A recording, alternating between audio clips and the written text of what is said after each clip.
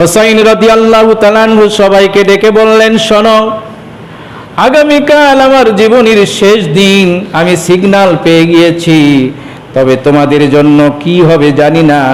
বোন জয়নাবকে কাছে ডেকে বললেন, জয়নাব, আগামীকাল আমি চিরদিনের জন্য বিদায় নিয়ে চলে যাব।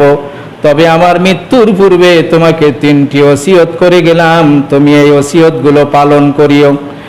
1 নাম্বার, আমি যদি দুনিয়া থেকে বিদায় নিয়ে যেদিন চলে যাব, আগামীকাল সকিনাকে আমার লাশ তুমি দেখাবা না, কারণ সে আমাকে অত্যন্ত ভালোবাসে, মহব্বত করে।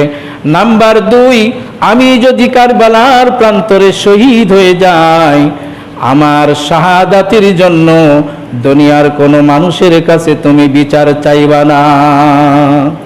3 নাম্বার, তোমাদেরকে যেখানেই নিয়ে যাওয়া হোক, কোনো দিন যদি তুমি মদিনা মুনাওয়ারায় যাও, নানার রওজা মোবারকের পার্শ্বে দাঁড়ানোর যদি সুযোগ হয়ে যায়, আমি হুসাইনের সালাম নানাজির রওজা মোবারকে তুমি পৌঁছায়া দিও।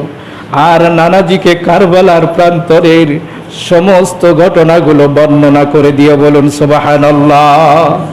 দুনিয়ার মানুষের কাছে তুমি যদি আমার শাহাদাতের বিচার যদি দাও, দুনিয়ার কোনো মানুষের বিচার করতে এগিয়ে আসবে না।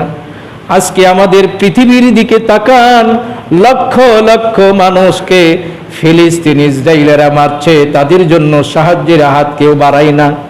আমাদের বাংলাদেশ কারবালা চলছে, বলা গেলে মোটামুটি একটা কারবালা, অথচ সাহায্যের জন্য আমরা কেউ গিয়ে যাচ্ছি না। অথচ এই দাবিটা শুধু ছাত্রর নয়, 18 কোটি জনগণের। বল